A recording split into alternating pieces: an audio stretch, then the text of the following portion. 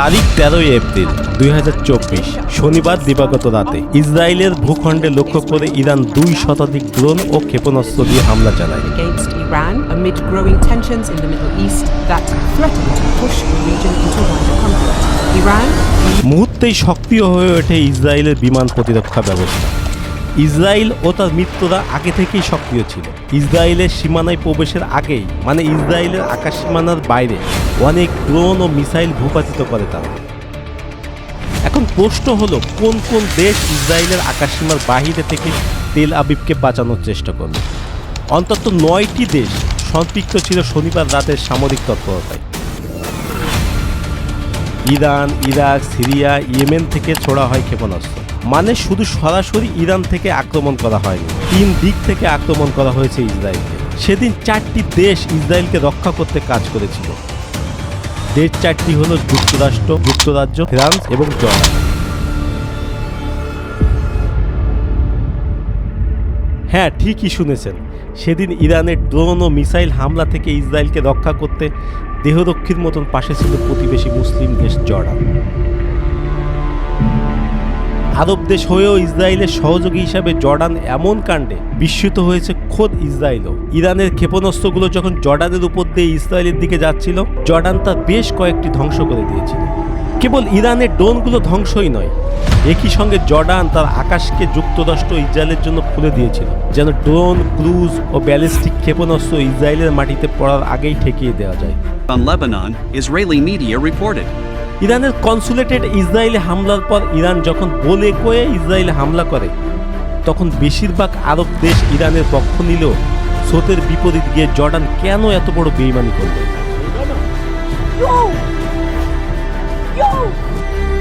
আসলে বিগত বছরগুলোতে ধীরে ধীরে ফিলিস্তিন ও আরব বিশ্বের মতবাদ থেকে সরে এসেছে মুসলিমদের জর্ডান। আর আরব বিশ্বের সাথে বেইমানি করে ইসরায়েলের সাথে হাত মেলানো জর্ডানের জন্য নতুন কিছু নয়।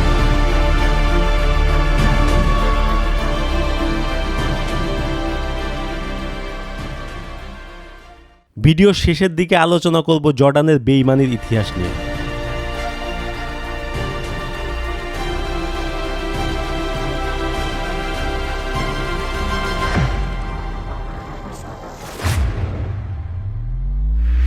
জর্ডানের সেই বেইমানির পর খোদ জর্ডানের হাজার হাজার জনগণ রাস্তায় নেমে প্রতিবাদ করেছে। জর্ডানের বাদশাহ দ্বিতীয় আবদুল্লাহ জানিয়েছে তারা নিজের দেশকে রক্ষা করার অংশ হিসেবেই ইরানের ড্রোন ভূপাতিত করেছে, ইসরায়েলকে সাহায্য করার জন্য নয়। তারপরেও থেমে নেই প্রতিবাদ। অনেক দেশ ক্ষোভ প্রকাশ করেছে। আরব বিশ্বে চলছে প্রতিবাদের মহড়া।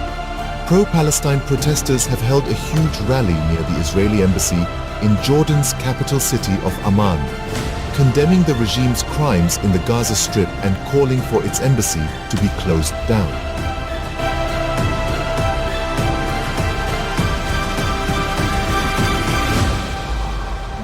আবার কেউ কেউ সামরিক যোগাযোগ মাধ্যমে ইসরায়েলের সামরিক ইউনিফর্ম পরিহিত জর্ডানের বাদশাহ রাজা দ্বিতীয় আবদুল্লাহ ছবি প্রকাশ করেছে।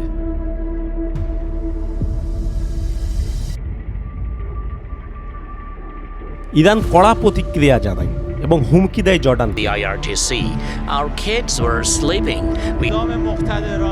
The firm response by Iran and brave IRGC personnel had an important message for Western governments. এরপর নিজেদেরকে নিরপেক্ষ প্রমাণ করতে জর্ডানের পররাষ্ট্রমন্ত্রী এক বিবৃতিতে বলেন, ইরান হোক আর ইসরায়েল, জর্ডানের আকাশসীমায় প্রবেশ করা যে কোনো ক্ষেপণাস্ত্র বা ড্রোনকে প্রতিহত করা হবে।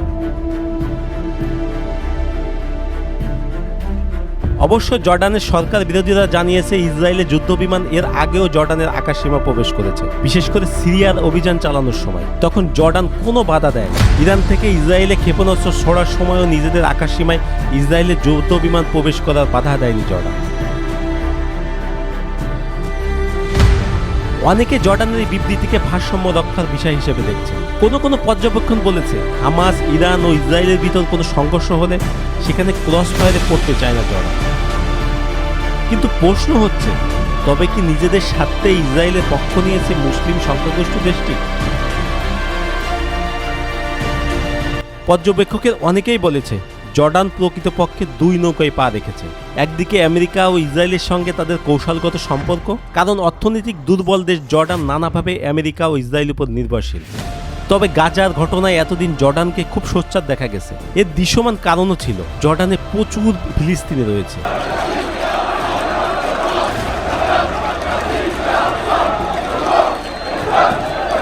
দেখা গেছে প্রতি 5 জনের একজন ফিলিস্তিনি বংশোদ্ভূত। এমনকি জর্ডানের বর্তমান রানীও ফিলিস্তিনের। প্রায় 22 লাখ ফিলিস্তিনি শরণার্থী জর্ডানে নিবন্ধিত আছে এবং নিবন্ধনের বাইরে আরো অনেক ফিলিস্তিনি জর্ডানে অবস্থান করেছে।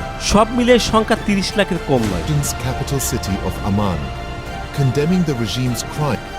এখন দেখি জর্ডানের পূর্বের বেইমানির ইতিহাস। সাল 1948 প্রথম আরব ইসরায়েলের যুদ্ধে কয়েকটি প্রতিবেশী আরব দেশের সাথে মিলে জর্ডান ও ইসরায়েলের বিরুদ্ধে যুদ্ধে অংশ নিয়েছিল। জর্ডান যুদ্ধে অংশ নিলেও ভিতরে ভিতরে বাদশাহ আবদুল্লাহ ইসরায়েলের সাথে আঘাত করেছিল।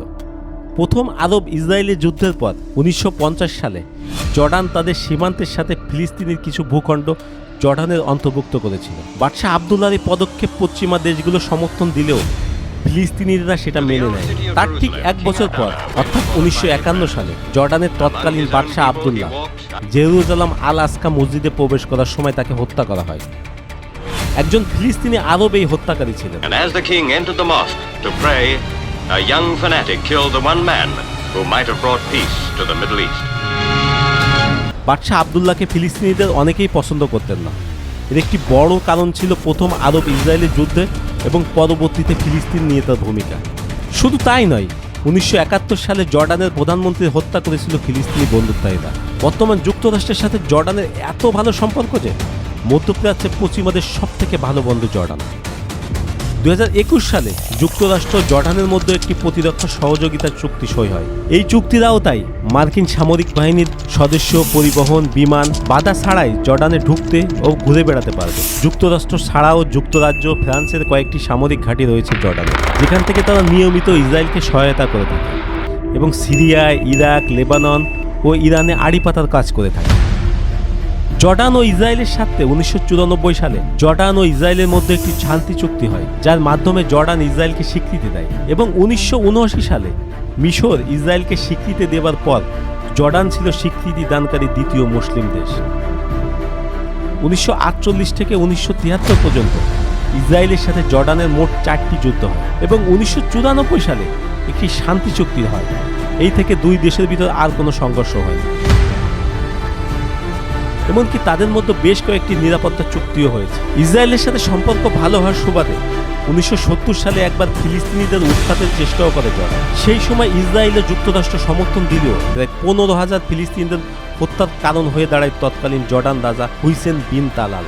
ইসরায়েলের সংবাদপত্র টাইমস অব ইসরায়েলে একটি প্রকাশিত এক রিপোর্টে বলা হয়েছে, চলতি বছরের মার্চ মাসে জর্ডান ও ইসরায়েলের মধ্যে পানি চুক্তি নবায়নের জন্য জর্ডান ইসরায়েলকে প্রতি আহ্বান জানায়, কিন্তু এর বিপরীতে ইসরায়েল জর্ডানকে পাল্টা শর্ত দিয়েছে।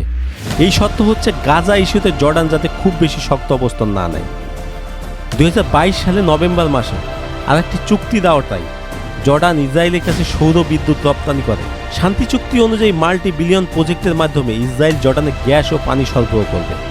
পৃথিবীর যেসব দেশে পানির তীব্র সংকট রয়েছে তার ভিতর জর্ডান অন্যতম। জর্ডানের চারিপাশ থেকে স্থল সীমানা বিশিষ্ট।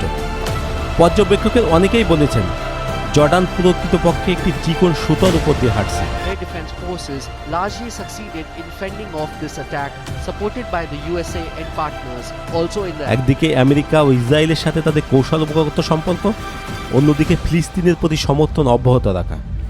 কারণ জর্ডানের জনসংখ্যায় প্রায় অর্ধেকই ফিলিস্তিনি শরণার্থী এবং বেশ কয়েকটি বছর ধরে ইরান চেষ্টা করেছে জর্ডানের রাজনীতিতে প্রভাব বিস্তার করা, যেমনটি ইরান করেছে ইরাক, সিরিয়া, লেবানন ও ইয়েমেনের ক্ষেত্রে।